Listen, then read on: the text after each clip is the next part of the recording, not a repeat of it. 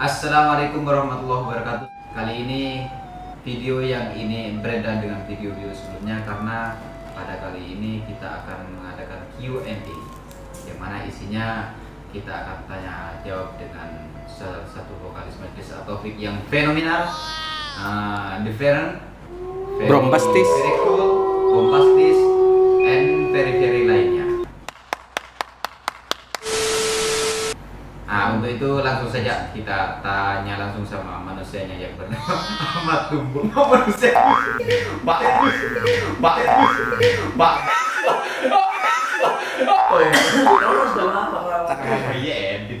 Kan ini jok lucu harus masuk.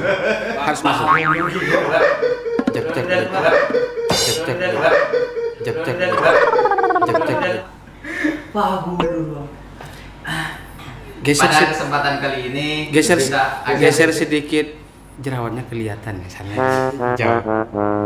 Mengadakan Q&A.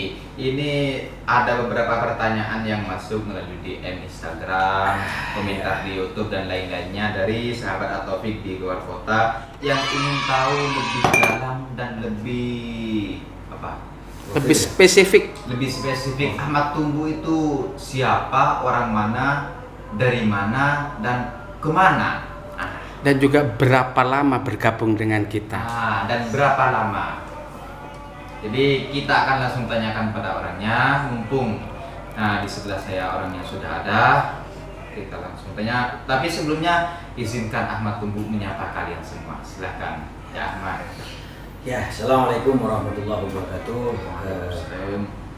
Pada malam hari ini saya akan menjawab dari beberapa pertanyaan dari para sahabat-sahabat yang ada di Indonesia, khususnya di Nusantara. Memang dari teman-teman tim AM ada yang menyampaikan, Ahmad Tumbuh, ini ada yang DM, yuk ingin tahu profilnya Ahmad Tumbuh seperti apa. Pada malam hari ini saya akan buka-bukaan terkait dengan saya profilnya, terus dari mana dan semenjak kapan saya berada di Majlis At-Taufik. Saya akan plor buka-bukaan. Itu salah satu janji Ahmad Tumbuh pada video ini. Pertanyaan yang pertama langsung, dari mana asalnya? Ya, kalau asal kelahiran saya itu dari kota Situbondo, Jawa Timur, pada tahun 1981, tepatnya tanggal 9 bulan 8. Ahmad Tumbuh lahir di Situbondo. Tapi bapak itu memang asli Madura dan ibu itu asli Situbondo.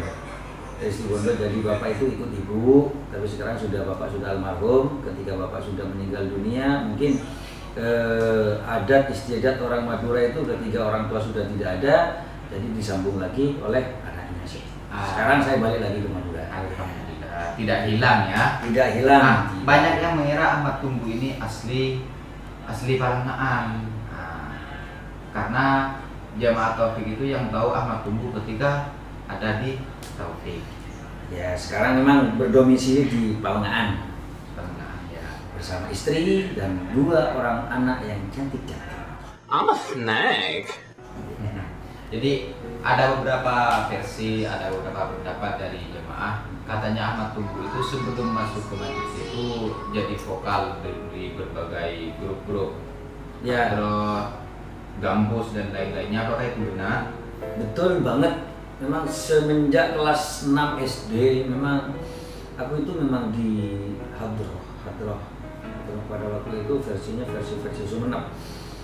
Kelas 6 SD terus sampai ke kelas 2 MTS, merasa sudah jenuh mungkin di hard rock, saya langsung banting setir coba versi musik. Pada waktu itu Gambus di Situbondo ya, terus setelah Gambus, jenuh dengan Gambus, itu ngamen. Ngamen jadi pengamen jalanan. Itu ceritanya bagaimana kok bisa ngamen? Ya, ceritanya itu panjang. Setelah bapak itu meninggal dunia, hidupku sudah mungkin bisa dikatakan ya gimana kalau tidak ada seorang ayah, itu hanya seorang ibu dan adik-adik kecil. Saya mengamen, intinya ya mencari sesuatu, mencari bagaimana hidup itu untuk bertahan hidup, ya bertahan hidup, mengamen dari terminal ke terminal, dari lampu merah ke lampu merah, terus dari rumah ke rumah, door to door, terus mengamen selama 4 tahun.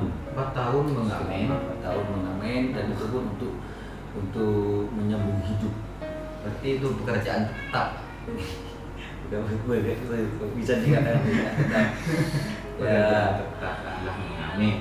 ya dari situ Bondo ke Surabaya itu naik bus itu tanpa biaya sama sekali. Dari situ Bondo teks turun di Besuki, dan Besuki mandek dhisik, terus lanjut lagi ke Probolinggo, dari Probolinggo mandek dhisik makan di sana, lanjut lagi ke Pasuruan, terus seperti itu. Sampai pernah ke kota Jogja itu naik bus itu tanpa biaya, tanpa karcis. Itu mengandalkan suara. Ya, bersama teman-teman. Nah, itu pertanyaan yang pertama sudah dijawab. Asalnya dari kota Bondowoso. Situ Bondo. Situ Bondo. Bondo. Situ Bondo. Maaf, diralat. Situ Bondo. Situ Bondo. Namun sekarang sudah berdomisili di Palengan, Pamekasan. Berat. Kemudian nama yang kedua. Hmm. Pertanyaan yang kedua. Hmm. Ahmad Tumbu. Mengapa namanya Ahmad Tumbu? Kok bukan Ahmad Terbang atau Ahmad Gitar? Terbana itu. Ahmad Vokal. Ahmad Keyboard.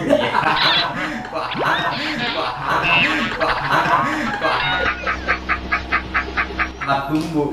Ya memang gini ceritanya. Kalau orang Madura itu kan identik ketika nama panjangnya itu Muhammad Rofi'i. Terus memang biar lebih gampang, biar lebih simpel, orang Madura itu biasanya mengatakan cara panggilnya itu Mat Rofi.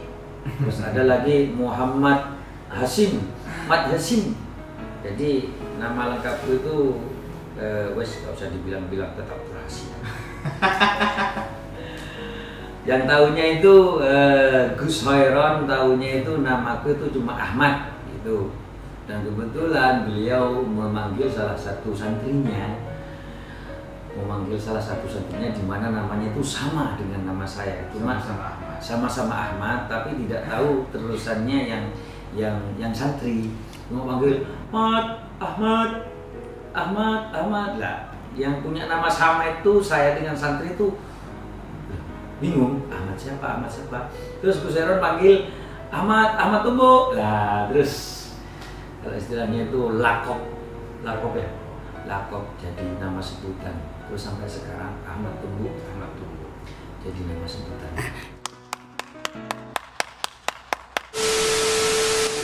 Hal apa yang paling membuat Cak Emat ini bersyukur saat ini? Yang pertama. Kemudian yang kedua, kenangan apa yang paling berkesan setelah sudah menjadi personal brand di Majelis At-Taufik? Hal yang paling saya syukuri sampai saat ini adalah satu, dimana saya sendiri memang dulunya adalah seorang anak-anak jalanan, dan alhamdulillah sekarang mungkin bukan dikatakan sempurna, tapi dalam tahapan-tahapan hijrah, proses semuanya itu yang paling saya syukuri, bisa berada di jalan hijrah. Semoga hati ini tetap ingin tazkiyatun nafsi, istilahnya apa itu?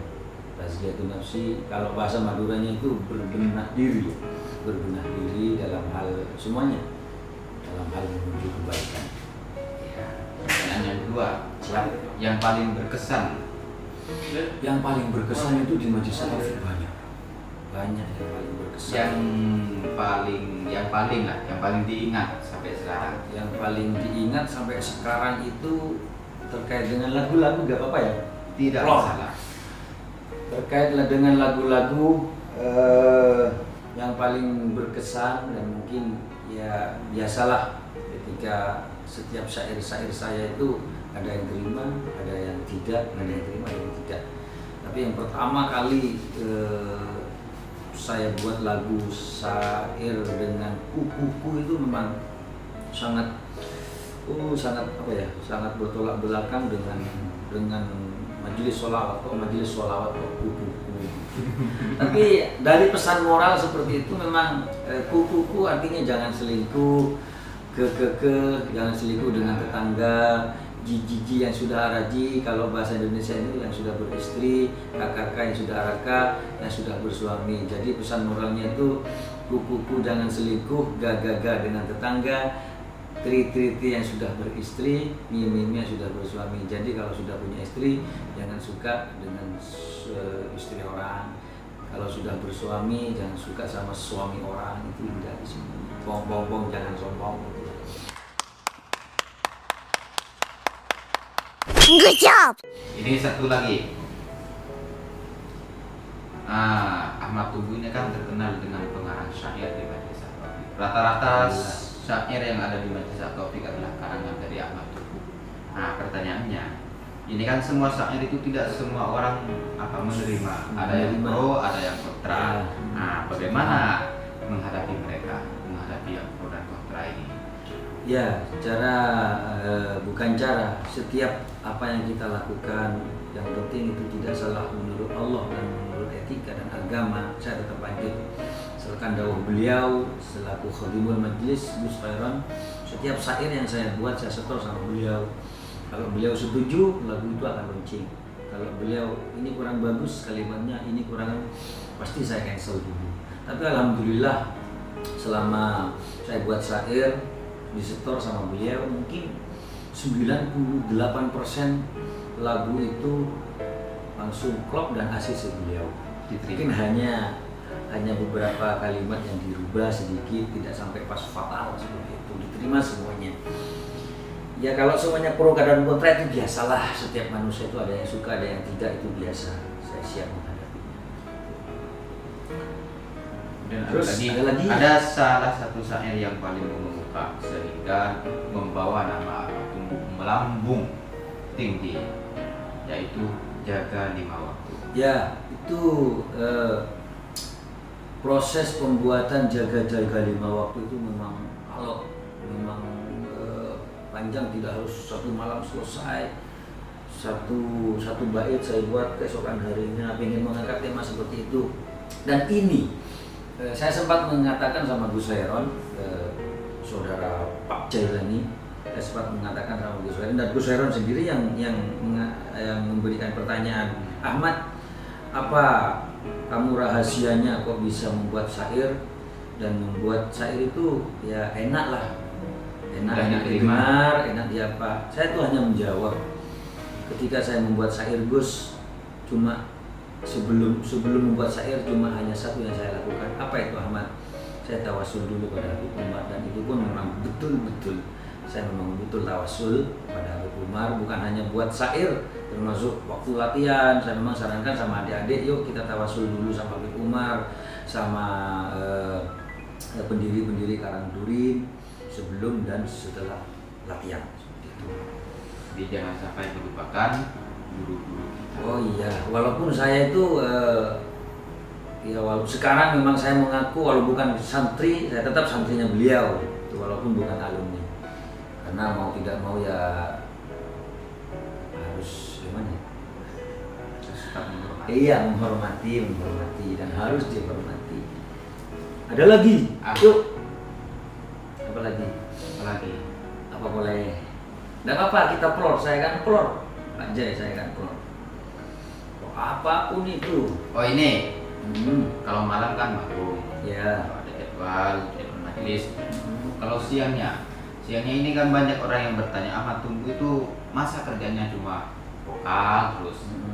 Apakah tidak punya pekerjaan? Ya, seorang Ahmad Tumbu selain kalau memang diundang sama orang, sama tetangga ataupun sama siapapun, itu saya itu aktivitas sehari-hari seorang penjaga di instansi di Kabupaten Pamekasan, di SMP, dari sekolah negeri di instansi Pamekasan.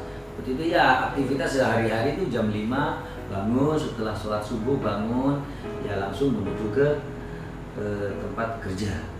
Mungkin jam 8 bisa selesai. Penjaga di instansi di Kabupaten Pamekasan.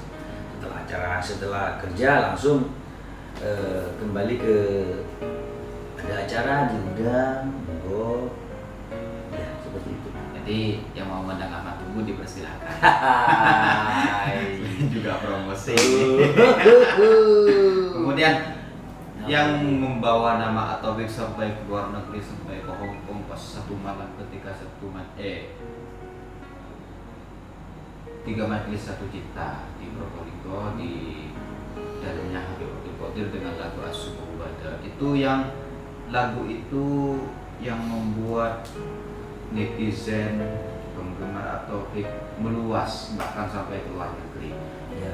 Nah itu rahasianya kan, lagu itu pernah publish tepat pada hari santri. Iya, betul, di Sampang ya. Iya, di itu Sampang. kami datang dari Malaysia ya. Dari Malaysia. Namun lagu itu tidak viral. Iya. Dan viralnya ketika pas Ya. 3 majelis satu cipta. Ini apa saja yang dirubah atau apa yang dimodif sehingga lagu itu viral pada waktu itu? Iya, memang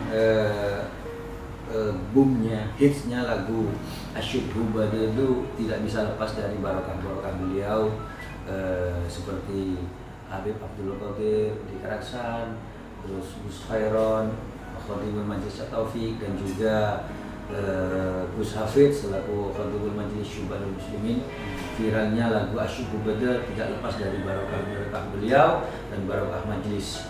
Namun intinya doktrinan dari Gus Khairon untuk tim Hadroh semuanya hanya kalimat yang seperti ini masih saya ingat.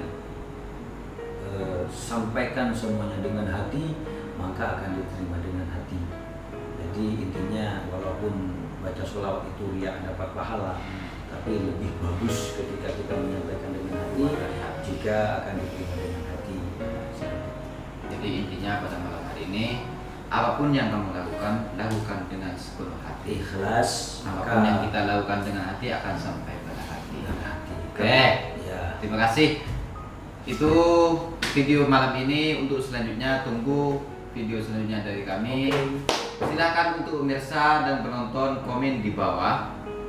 Silakan tanya-tanya Ahmad Tumbu atau tema video selanjutnya. Untuk pertanyaan yang selanjutnya monggo di komen di bawah ini. Di bawah ini jangan lupa subscribe di channel YouTube CS Multimedia. Yuk, untuk sementara pertanyaan dan juga jawaban saya hanya bisa menyampaikan seperti ini. Jika ada pertanyaan yang lain-lain monggo nanti akan kami tampung, kami jawab semuanya. Sekian dari saya Ahmad Tumbu. Jangan lupa doakan kami ya, semoga tetap istiqomah di majelis. Amin. Assalamualaikum warahmatullahi wabarakatuh.